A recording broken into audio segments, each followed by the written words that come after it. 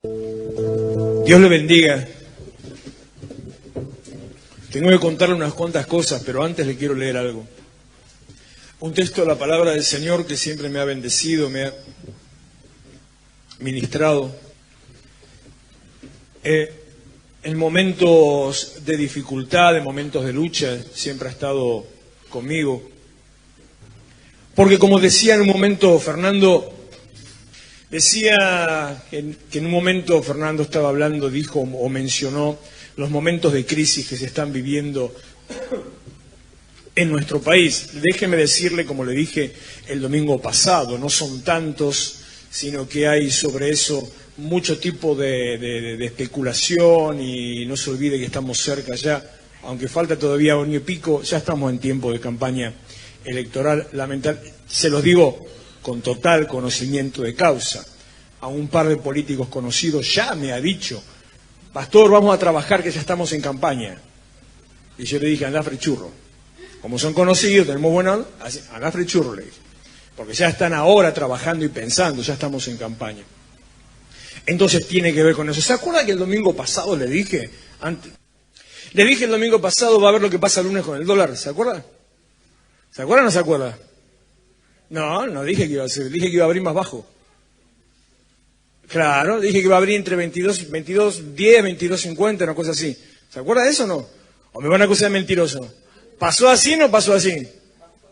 Pasó exactamente así, lunes y martes, empezó otra vez el martes la escalada, subió y empezó otra vez el mismo trabajo que tiene que ver con la crisis que vive el país y con la especulación que se hace sobre la crisis que vive el país. O sea, no es solamente una cuestión de crisis, sino mucho de especulación que hay encima detrás de eso. Entonces, usted, como en otras cosas, no tiene que hacerle tanto caso a ese tipo de problemas o situaciones que se presentan, sino que tiene que poner su mente, su confianza y su corazón solamente en una persona. ¿Saben en quién? En Dios. Porque como también le dije alguna vez a un político, le digo: mirá que los políticos pasan, los gobiernos pasan, pero la iglesia queda. Porque ellos se creen que son prácticamente Dios, ellos se creen que son reyes, dueños y señores, y no se dan cuenta que así, y mientras tanto la iglesia del Señor sigue presente. Y a otro se lo dije, ese fue peor, le dije: y los pastores quedan, le dije. A otro. Así que no te hagas tanto el loco, tanto el vivo con eso. Confíe solamente en Dios. Déjeme regalarle esto, Salmo 18, que tiene que ver con estos momentos de aflicción, de lucha, de crisis, que genera en nuestras vidas temor. Salmo 18, unos versículos voy a leer, creo que todo hasta el 20 aproximadamente, pero si no se lo voy diciendo. Te amo, Jehová, fortaleza mía, Jehová, roca mía y castillo mío, mi libertador. Dios mío, fortaleza mía, en él confiaré. Mi escudo y la fuerza de mi salvación, mi alto refugio. Invocaré a Jehová, quien es digno de ser alabado, y seré salvo de mis enemigos. Ayer me enfoqué en otro salmo que el Señor me habló en algún momento de mi vida, pero para hoy es más apropiado lo que el Señor está ministrando. Le vuelvo a leer este primer bloque para que usted vea, para que usted se ponga un poquito en los pies, en los zapatos. No había zapatos, eran sandalias, pero se pongan las sandalias del salmista, en este caso del rey David, el pastor David, que estaba escribiendo esta canción, una oración, estaba recitando para el Señor. El uno de vuelta, Mati. Te amo, Señor, fortaleza mía. Una declaración de confianza, de amor y de que Dios es su fortaleza. Seguí. Señor, me gusta decir Señor más que Jehová, pero es cosa mía, usted no se preocupe por eso. Roca mía, castillo mío, mi libertador, Dios mío, fortaleza mía, en él confiaré. Mi escudo y la fuerza de salvación, mi alto refugio. 3. Invocaré a Jehová, quien es digno de ser alabado, y seré salvo de mis enemigos. Una declaración de fe, una declaración de confianza, puesta su confianza en el Señor. En medio de toda esa declaración está poniendo, no solamente que declara su confianza en Dios, sino que lo pone a Él en alto y dice que Él es hay una palabrita que repite 2 veces, fortaleza. Él es su fortaleza.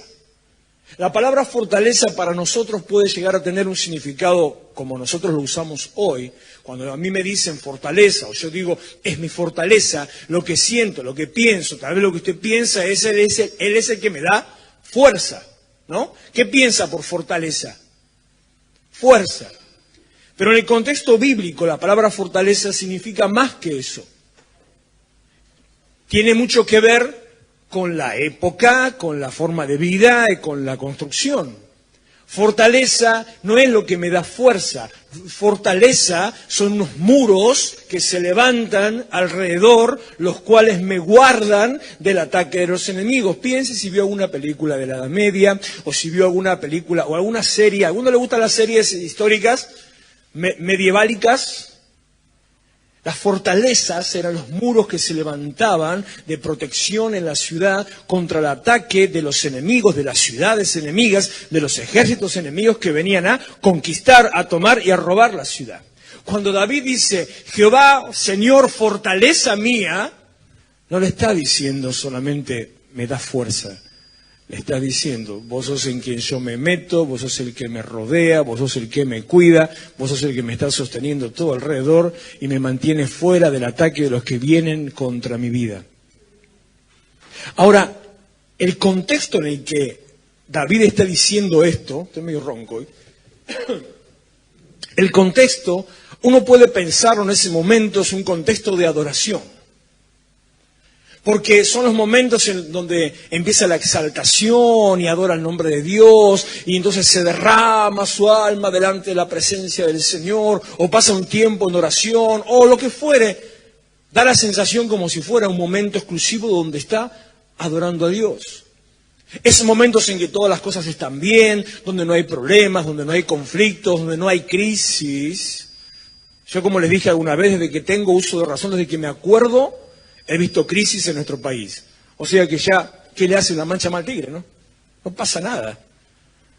Uno puede decir de David lo mismo, que está sentado ahí debajo de un árbol, acariciando una oveja, tocando su alud y cantándole al Señor. Sin embargo, el contexto es muy distinto y eso es lo que a nosotros nos habla y nos trae a nosotros la bendición. Versículo 4.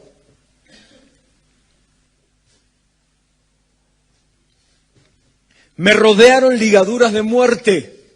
No estaba todo tan bien, parece. Y torrentes de perversidad me atemorizaron. Ligaduras del Seol me rodearon, me tendieron lazos de muerte. En mi angustia, invoqué al Señor y clamé a mi Dios. Él oyó mi voz desde su templo y mi clamor llegó delante de él a sus oídos. La tierra fue conmovida y tembló. Se conmovieron los cimientos de los montes y se estremecieron. ¿Por qué? Se indignó. El contexto en el cual David estaba hablando era un contexto de crisis personal. Está diciendo directamente, me rodearon ligaduras de muerte. O sea, no la estaba pasando tan bien. Estaba en medio de una crisis, de un conflicto. Estaba en medio de una angustia, de un dolor.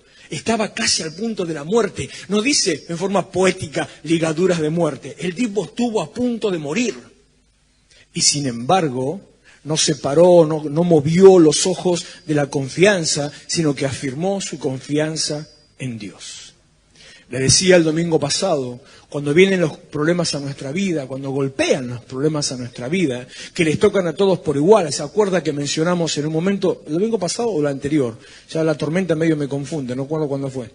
Hablamos del pasaje de las casas edificadas sobre la roca o sobre la arena, que la tormenta, el domingo pasado, gracias, que la tormenta que se levantó fue la misma para la casa que estaba sobre la roca que para la casa que estaba sobre la arena. La tormenta no fue distinta, la tormenta es igual. Lo que cambió el destino de esas casas no fue el impacto de la tormenta, sino sobre qué estaba edificada y cómo estaba edificada esa casa. El problema no es el problema. El problema no es el problema, sino el problema es realmente la condición en que nos encontramos para enfrentar el problema. El problema no es el problema, sino qué tan preparados estamos para enfrentar ese problema. Lo que tiene de bueno los problemas, lo que tiene de bueno las crisis, tal vez como esta que vivió David, lo que tienen de bueno las crisis es que sacan a luz de qué estamos hechos. Revela de qué madera estás hecho. En medio de la crisis, en medio del problema, en medio de la desesperación, ¿qué camino tomás? ¿Qué decisión tomás? ¿Qué reacción tomás? ¿Qué haces en ese momento? Podés tomar dos caminos, podés tener dos opciones, muchas más no tenés. O salís corriendo o lo enfrentás. El problema cuando viene a tu vida devela, muestra, enseña quién sos y cómo fuiste formado. Haciendo el paralelo con la historia de las casas sobre la roca o sobre la arena, el problema demuestra sobre qué estás edificado y de qué material estás hecho.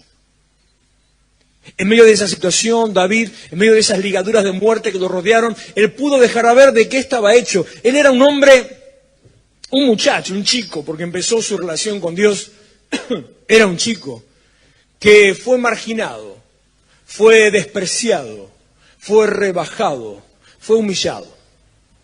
Si usted no conoce mucho de la Biblia o si solamente conoce algunas historias de las que son de conocimiento más popular, como algunas películas incluso sobre el rey David, ve, claro, la fama del rey, que era el conquistador, que las mujeres se desesperaban por él, que tenía toda la facha, que era rubio. Eso dice la Biblia, ¿eh? Rubio, de buen parecer, de ojos qué sé yo qué. Andaban todas detrás de él. Pero lo que también dice la Biblia al principio, que era marginado, rechazado por sus hermanos y por su familia, no considerado, no tenido en cuenta. En ese contexto es donde él, cuando llegó a ser rey, se convirtió en un hombre que estuvo a punto de morir y no se olvidó de su Dios. El problema lo afirmó a acercarse a Dios. Las crisis no son para que huyas, las crisis no son para que te escondas, las crisis son para que se note, se vea quién sos delante de Dios. Sigue, porque no termina ahí todavía.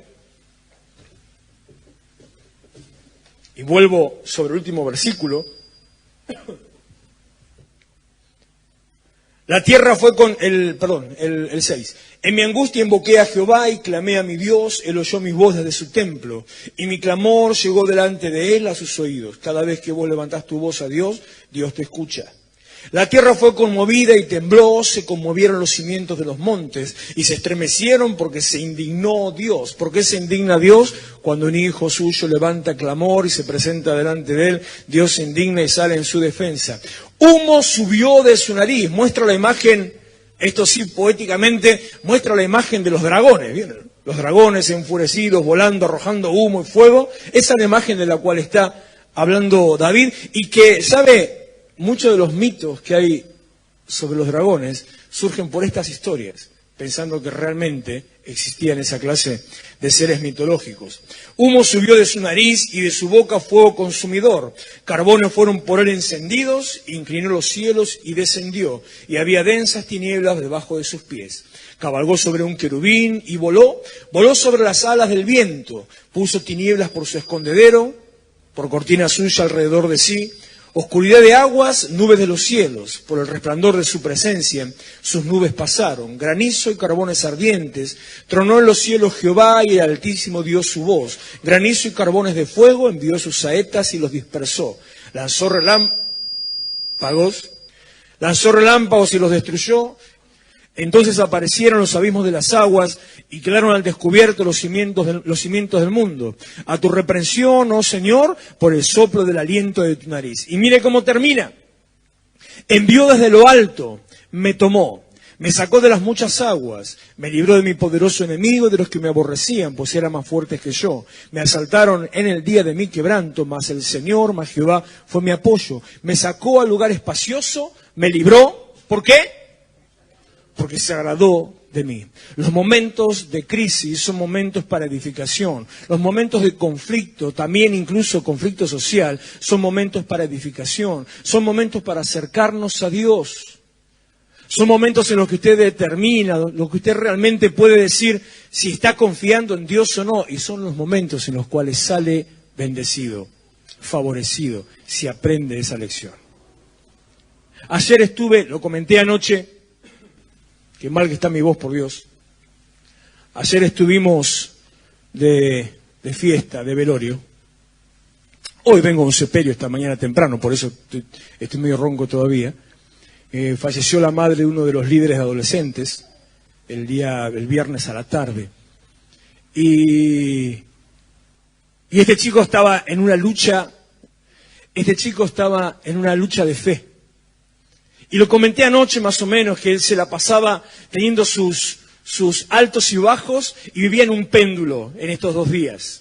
Entonces luchaba y se enojaba y preguntaba, ¿y por qué Dios? ¿Y por qué esto? ¿Y por qué tal otro? Y de golpe terminaba de decir eso y decía, pero yo confío en Dios. Y decía, ¿por qué tiene que haber pasado? ¿Por qué si es tan joven? ¿Por qué así? ¿Por qué de golpe? Y de golpe decía, confío en Dios. Los momentos de crisis son los que sacan a revelar, sacan a la luz de qué estamos hechos. Los momentos de crisis son los que muestran realmente qué es lo que hemos asimilado, qué es lo que hemos aprendido. No le tenga miedo. No le tenga miedo. Mire, yo lo contaba el viernes a los varones en la reunión de hombres. Yo creo que tenemos con mi esposa en el Señor 26 años de creyente. Y en estos años en el Señor, tal vez uno nos ve a nosotros, o me ve a mí, o me escucha hablar de algunas cosas, y dice, pero este tipo es re positivo. Solamente piensa en la motivación, y en las cosas buenas, y en la bendición, y solamente habla de bendición. Sí, solamente hablo de bendición porque creo en el Dios en cual creo, y creo en lo que Dios puede hacer. Pero mi vida no fue una vida de recibir todo el tiempo bendición. He sido formado en crisis. He sido edificado en angustia y en aflicción. Años de mi vida, ya es la tercera vez que lo digo en este fin de semana, ya me está aburriendo a mí, pero me he aprendido de memoria, me conozco hasta el día de hoy de memoria todos los textos bíblicos que hablan de aflicción, de lucha y de prueba. Si usted me tira así la lengua, se los empiezo a recitar y me salen solos. En cambio, recién en estos últimos años tuve que empezar a aprender, no que no los conociera, pero no los aprendía, los textos en los cuales Dios nos bendice, Dios nos anima, Dios nos levanta, porque mi vida estuvo sumergida durante mucho tiempo en la aflicción. Pero una aflicción que no venía solamente por errores, sino que lo que le voy a decir ahora va a ser muy fuerte, y confío en que usted está preparado para esto. La aflicción muchas veces proviene de la mano de Dios edificándonos. La aflicción muchas veces proviene de Dios que quiere obrar en nuestras vidas. ¿Para qué? Precisamente para ver de qué estamos hechos y para tratar y procurar sacar de nosotros lo mejor. Filipenses, a ver qué le leo, Filipenses o Primera de Pedro, espera que me decido. Primera de Pedro, capítulo 1. Mire, escuche, versículo 3. Bendito el Dios y Padre de nuestro Señor Jesucristo, que según su grande misericordia nos hizo renacer para una esperanza viva por la resurrección de Jesucristo de los muertos, para una herencia incorruptible, incontaminada e inmarcesible, reservada en los cielos para vosotros, que sois guardados por el poder de Dios mediante la fe, para alcanzar la salvación que está preparada para ser manifestada en el tiempo postrero. Pausa. Los últimos años, la iglesia se ha volcado, las iglesias se han volcado. En el Evangelio siempre suele haber corrientes, modas, cambios de pensamiento o algunos, podría decirle, cambios de visión o de modas. En definitiva, modas que se van impregnando dentro de la iglesia, dentro de la cultura de la iglesia. Por ejemplo, cuando yo conocí al Señor allá por los 90, estábamos en medio del auge de la moda de la alabanza. Hubo una transformación de la alabanza, se salió de los coritos tradicionales, de la cosa medio sacra, de la cosa medio sepulcral, de los himnos. Se salió de todo eso y apareció un mexicano que hizo una transformación en la iglesia a lo largo del mundo y empezó a cambiar. Y intentó en cierta manera, y lo logró, meter un poco de rock en la iglesia. Empezar, los pastores parecían más endemoniados que los endemoniados, saltaban para todos lados, que esos del diablo, que los otros del diablo, que los de allá del diablo, me parece que los del diablo eran ellos nomás. Un cambio, una transformación. Y durante muchos años se generó esa corriente, un progreso que nos lleva hasta hoy. Hoy es curioso, es gracioso, porque esas cosas de las cuales yo le digo que fueron renovación, hoy yo las recuerdo y son cosas viejas, pero que en algún momento fueron la renovación de la alabanza. Como esa hubo muchas otras. Y de todas, la más dañina fue una corriente que empezó ahí por el año 2000 aproximadamente, que fue la corriente de la prosperidad, donde lo que dices recibes, y todo estaba enfocado a lo que Dios te da y lo que vas a recibir de Dios y que vas a ser enriquecido y que vas a ser prosperado, y que para eso vino el abuso de la prosperidad o de la corriente de la prosperidad, abuso en la palabra. Entonces tenés que darle a Dios, pactar con Dios, sembrarle a Dios, y ya uno no sabía de dónde sacar y era permanentemente plata, plata, plata, plata, plata, plata. Cuando dice la gente que no conoce al Señor, en la iglesia te sacan plata, no es culpa de ellos que lo digan, es culpa nuestra que lo mostramos.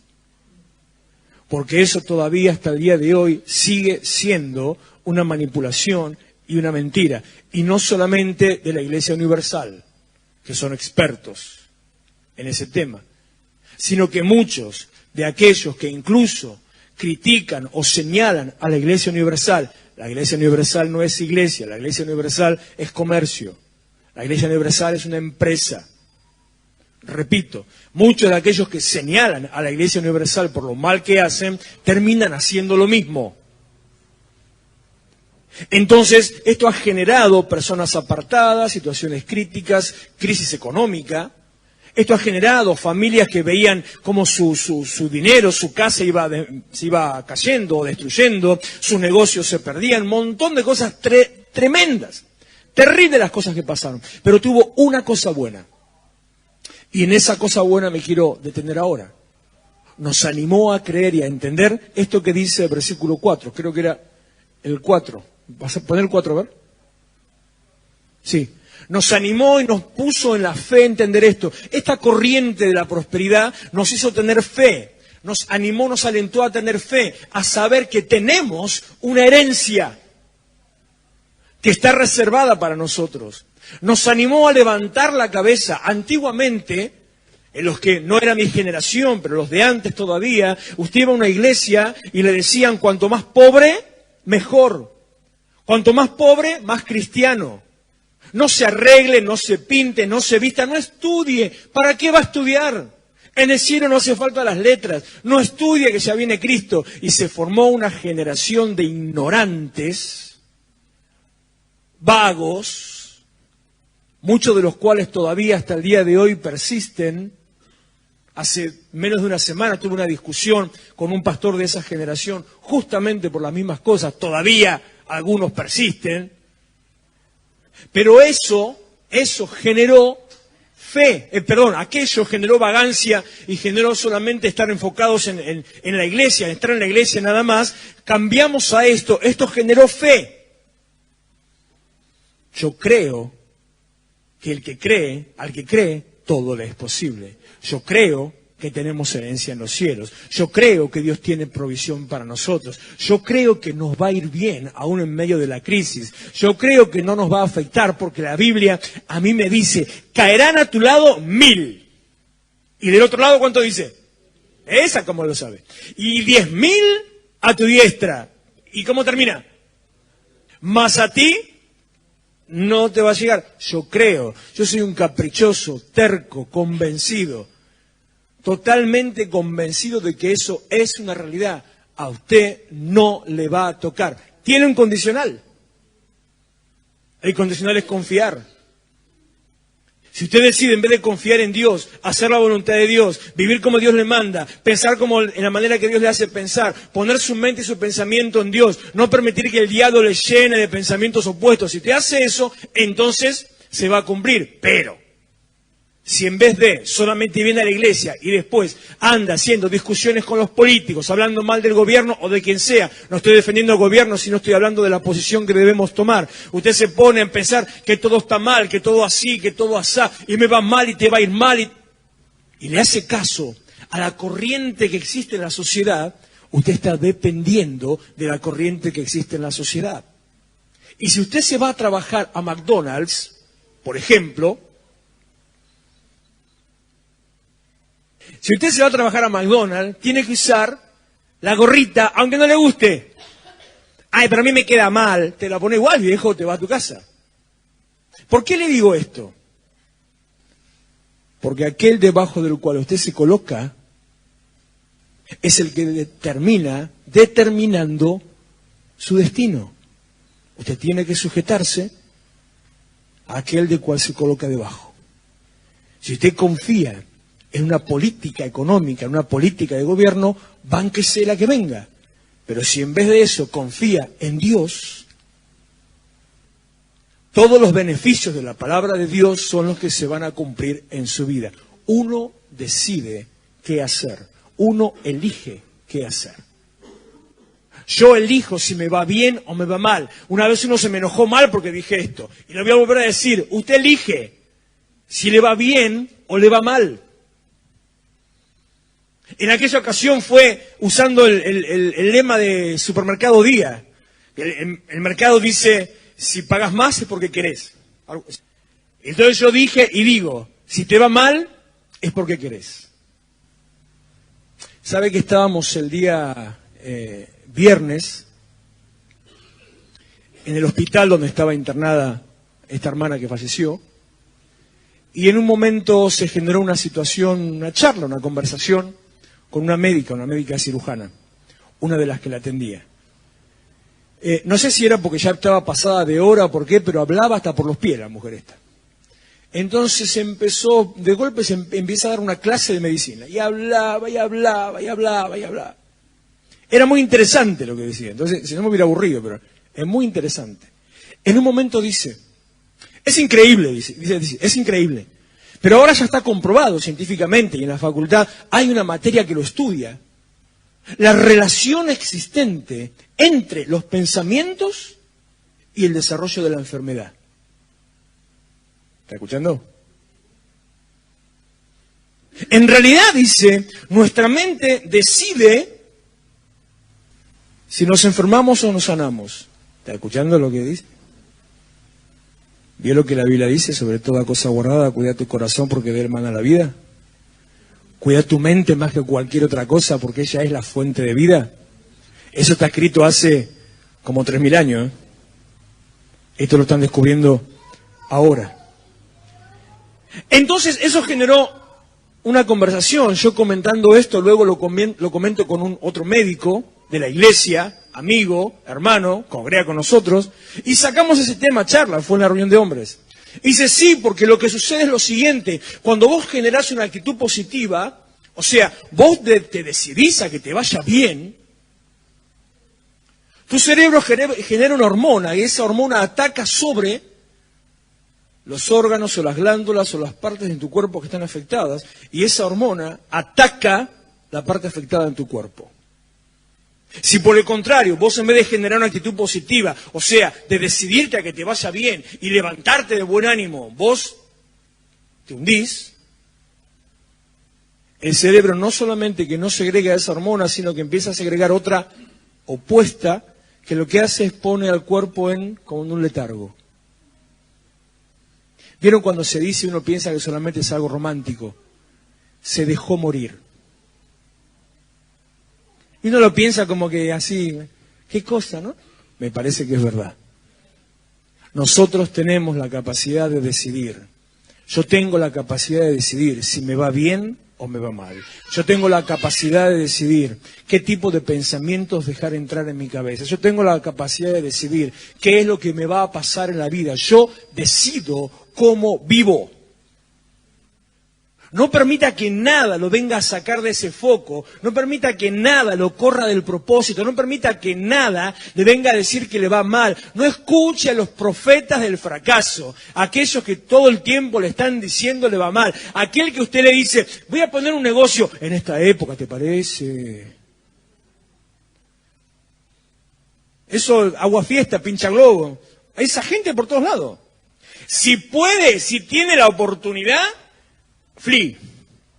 Aléjese de esa clase de gente. Si puede y si tiene la oportunidad. Si no tiene la oportunidad, bueno, tápese los oídos, no sé.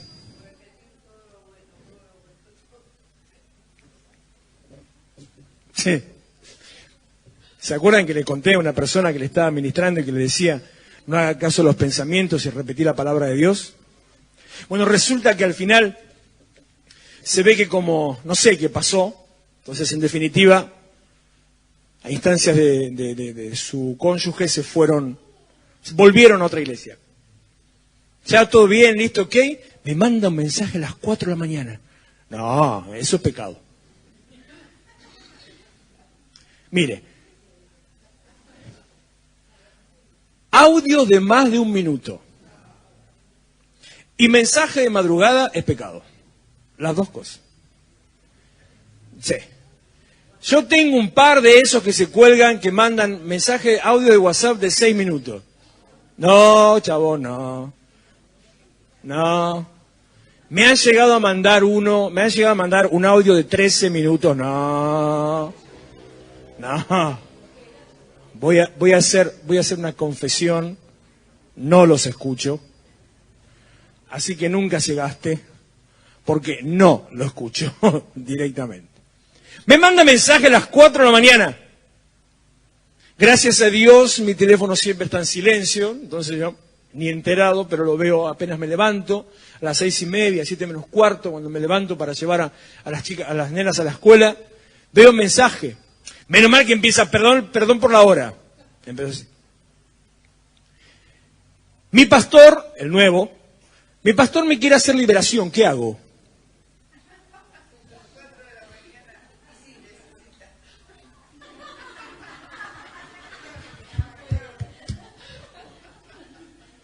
La verdad que sí. Mi pastor me quiere hacer liberación, ¿qué hago? Solamente confusión en la mente por no escuchar que lo que tiene que hacer es no permitir que las mentiras se agolpen en su mente. No permitir que el enemigo, el destructor, el mentiroso, en definitiva, no se olvide que lo hemos llamado y que es el mentiroso. El mentiroso busca nuestra destrucción. Pero que falta un cachito de esto y ya terminamos. ¿Dónde nos quedamos acá? ¿En el 5? Sí. Repito el 5.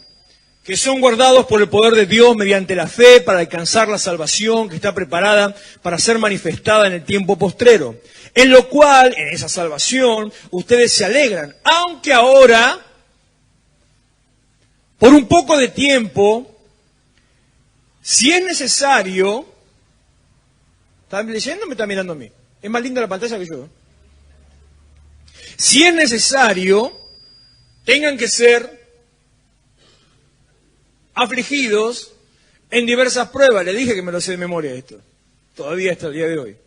Para que sometida a prueba vuestra fe, mucho más preciosa que el oro, el cual aunque perecedero se prueba con fuego, sea hallada en alabanza, gloria y honra cuando sea manifestado Jesucristo, a quien aman sin haberlo visto, en quien creyendo, aunque ahora no lo vean, se alegran con gozo inefable y glorioso, obteniendo el fin de vuestra fe, que es la salvación de su alma. No se preocupe cuando vengan las pruebas. Si es necesario, somos pasados por esas pruebas, porque las pruebas sacan lo mejor de nosotros.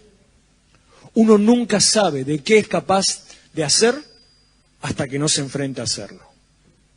Y esto tiene dos sentidos, para lo bueno o para lo malo. Uno a veces no es capaz o no sabe de qué cosas ha sido capaz de hacer. Cosas malas, tal vez. Bueno, del mismo modo, lo bueno. Uno no sabe de qué es capaz de hacer hasta que no lo enfrenta. Tal vez lo más básico, un ejercicio deportivo, tal vez una rutina de gimnasia. Hasta que no se mete, hasta que no avanza, hasta que no sienta que se rompe, Dice, yo pensé que nunca iba a llegar a esto, y lo hizo. Una inversión, un trabajo, una propuesta, un proyecto, un negocio. Uno no sabe de qué es capaz hasta que no se anima. Y a veces lo que hacemos es, nos quedamos hacia atrás por temor y no avanzamos. Pero avance, arriesgue, pruebe.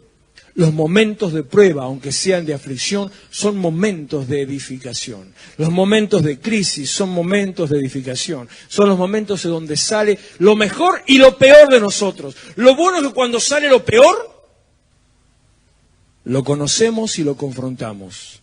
Y usted puede decidir sacarlo fuera de su vida. Cuando sale lo mejor, se da cuenta de lo que tenía dentro y de lo que es capaz de hacer. Si usted toma el buen sentido en una prueba, no va a ser la misma persona. Va a ser cambiado y va a ser mejorado. Dice por ahí un cuento que no sé si es bien real o no, pero hablando del inventor de la lamparita. ¿Sabe quién inventó la lamparita? ¿Quién inventó la lamparita? Pues me hacen así, pero... Bien. Él se inventó otra cosa. Se dice de él que en un momento, bueno, como eran las cosas en esa época, el sistema más o menos sigue igual hasta hoy, el tipo tenía un capricho, el tipo iba detrás de un proyecto, no era inventar la lamparita precisamente, y puso toda su plata para montar un laboratorio y para hacer las pruebas y para los gastos que eso le traía, utilizó créditos bancarios, pidió inversores, todo lo que se hace cuando uno va detrás de un proyecto comercial. Y le fue mal en todo. O sea, se le incendió el taller, perdió su dinero, perdió los créditos, quedó en deuda con aquellos que le habían hecho la inversión, casi pierde su familia. Porque imagínese, hermana amada en el Señor, que usted tiene un marido en esa condición. ¿Cuánto se lo aguanta? O sea, son terribles ustedes también, ¿eh?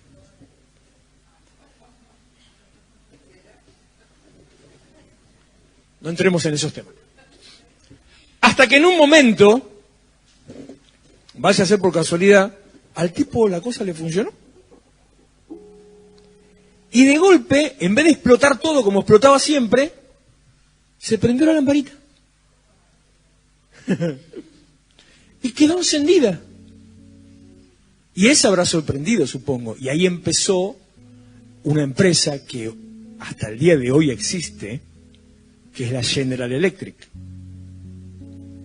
El que estuvo fundido en la calle, casi se queda sin nada, pasó a ser millonario. En un momento vendió su empresa, él la vendió, no sé cómo terminó su vida, sus días, pero vendió y aquellos que compraron su empresa, repito, sigue hasta el día de hoy y han sido millonarios. En un momento del proceso, tal vez fue en la época en la que vendió su empresa, le hacen un reportaje en un diario y le preguntan, ¿cómo puede ser, doctor, que habiendo fracasado tantas veces, habiéndose equivocado tantas veces, usted siguió adelante y no abandonó? Y dicen por ahí que dijo, y yo quiero creer que sí, que él dijo, yo no me equivoqué 2000 veces, yo no fracasé 2000 veces. Solamente aprendí 2000 maneras en las que la cosa no se hacía. Hasta que encontré la correcta. Tal vez esa sea la manera de encarar nosotros las pruebas. Ayer casualmente leí algo parecido. No tenía que ver con Edison, por haber dicho Einstein se me quedó pegado. No tenía que ver con Edison, pero sí con la situación. Alguien que dice, yo no perdí dinero fracasando. Decidí pagar una cuota para aprender. ¡Epa! Digo, esa es una actitud positiva. La actitud positiva lo hace salir adelante en la situación en que usted viva. La actitud positiva lo hace cambiar el pensamiento en medio de las crisis. Y último versículo que le voy a leer y nos vamos ya. Filipenses capítulo 1.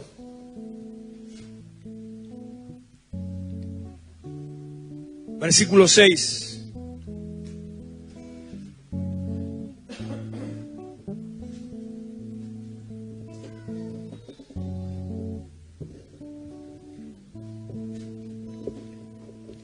estando persuadido de esto, que el que comenzó en ustedes la buena obra, la perfeccionará hasta el día de Jesucristo.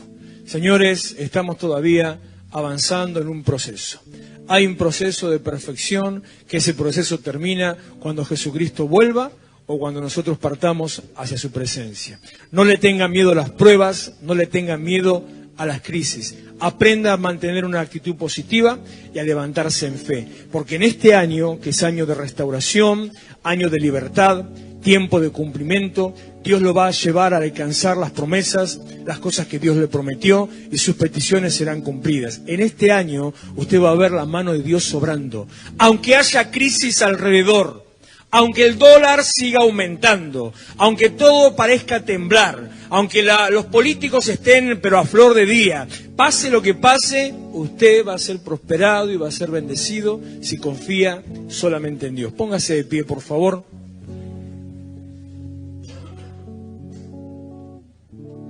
Te damos gracias, Señor,